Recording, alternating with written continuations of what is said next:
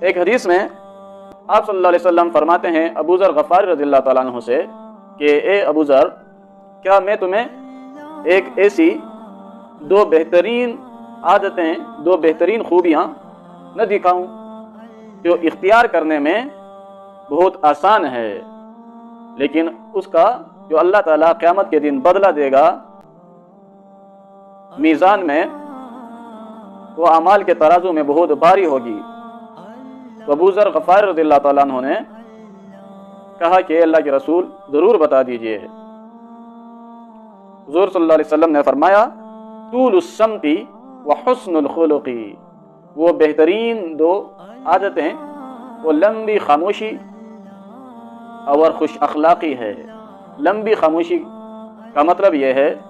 کہ انسان کو جب تک